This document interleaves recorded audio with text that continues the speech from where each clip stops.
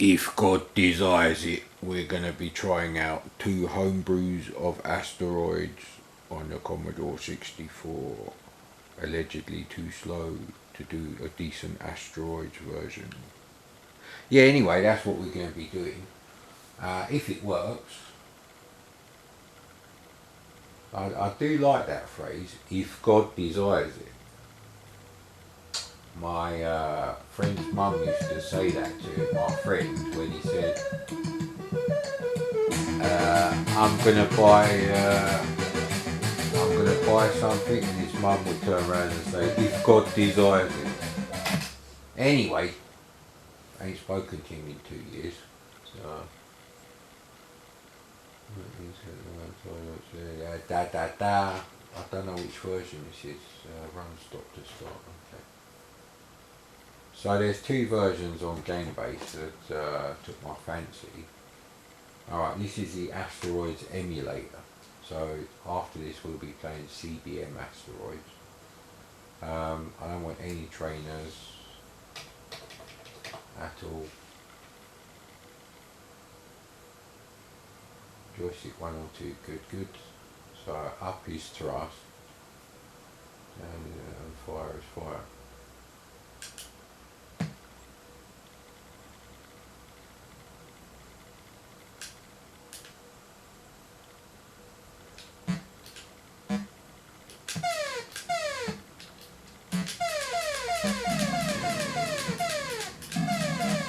Right, first problem is controller input is running exactly the same speed as the frame update for the game. This is wrong. It means I have to wait for the graphics to draw for my ship to move.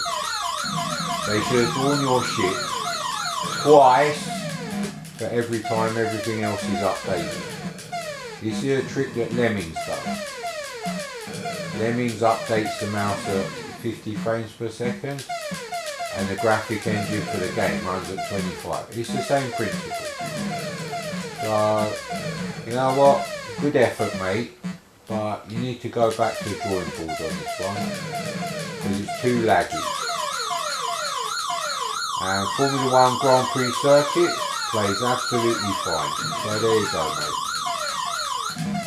If you can get that kind of racing game working well on the C64, you can certainly do this better. So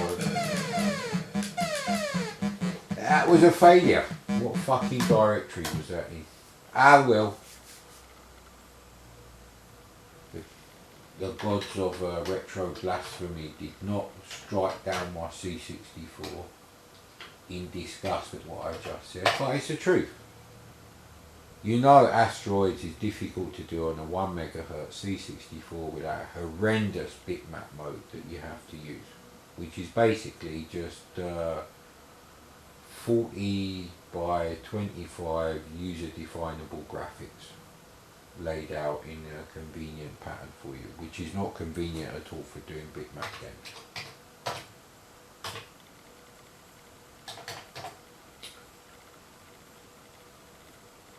I know they were in the old ZZ stuff.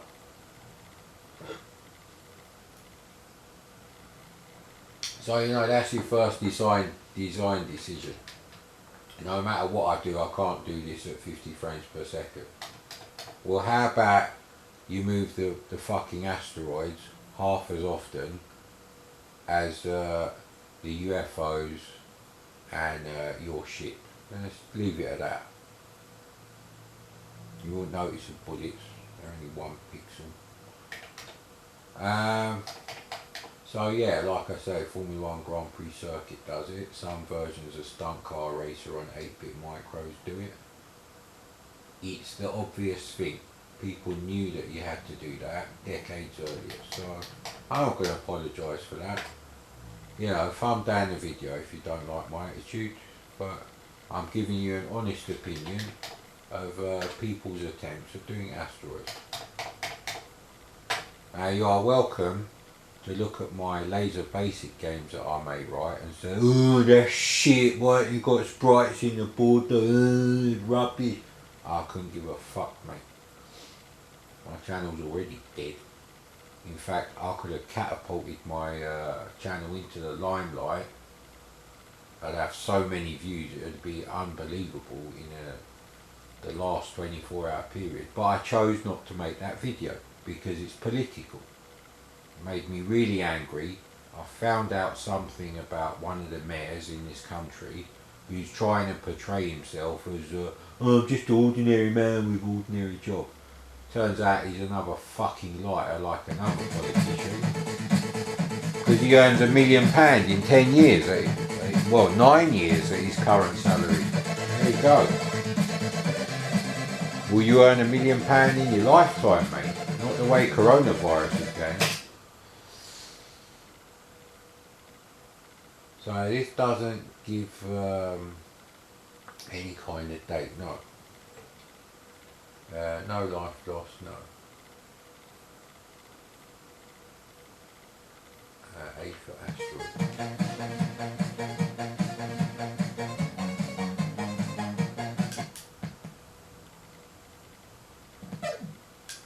Okay, this is doing something different. Right, this is what I expect. You know what? I don't care if they're using sprites or something else. The simple fact is, that last one was unplayable, so it's a complete fucking waste of time. It's not like there's a dip switch on your C64 that says running 2 megahertz mode. So perhaps that version should have been written for the Commodore 128 with a VDC. Or change your design. Because if you get the design of something wrong, so I don't like the size of your ship, that's way too massive.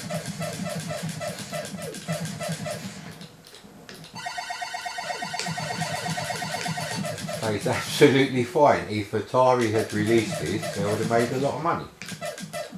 So, a hell of a lot of money. Julian Rignall probably would have had it in the Zap 64 Top 64 in the first issue of Zap magazine, along with Gary Penn. Right, right, okay. The thing is fucking horrendous. Jesus Christ. That is horrible. The rest of the game's bloody brilliant. I just wish your ship wasn't this big, that's all. However, I am playing this on a huge massive 60-inch plasma screen, so maybe on the camera footage it looks fine. So that's really good, that's called CBM Asteroids.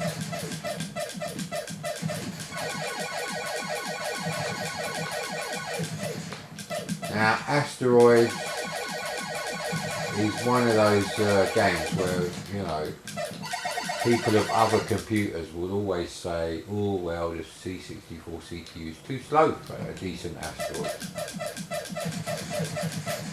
You work with what you got, mate. As long as your design is solid, then it's fine.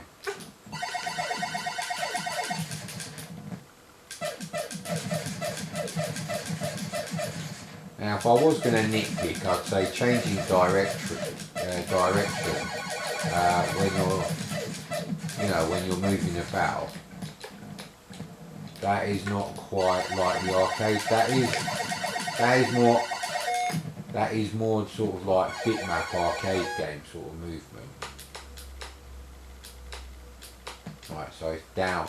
Right, okay. So instead of fire, it's down. Well, I suppose they're copying the arcade controls, so as a thing, Asteroids used a couple of buttons for rotate left and right. Yeah, after playing something like Donkey Kong, playing Asteroids, you weren't quite ready for it, so they made a lot of money. Especially with a deluxe version that fixed the little bug that meant people could play for ages and hog the fucking machine, the dirty cocksuckers. So yeah, that is the only thing Yeah, so okay, forget what I said about the high score business. Even the hyperspace didn't kill me. And that's always a good thing in most science fiction TV shows. Very playable. Very, very playable. You know what, if you had, I don't know what Asteroids is like on the Atari 8-bit. I mean, I'm going to have to get an Atari S-Drive Max thing to try out things like that. But I don't know what the Atari soft version is like. And I know there's a homebrew version which is quite good. Might even be on my channel, who knows. I've got like 2,500 videos. Fucking, there's no way for me to actually do anything with it. Because the YouTube interface is atrocious. Even generating playlists is fucking annoying. Very time consuming and shit. So millennials think it's fine. I have to get something about the millennials in there, seeing as they're killing off my generation. I'm allowed to call them anything I want, mate. So that's actually really good. And back in the day, you would have loved that.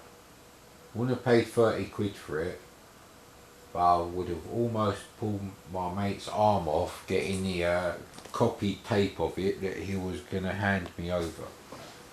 There you go. We've done the review and an hour's worth of bullshit talk about the Acorn Archimedes, which no one's going to fucking see probably.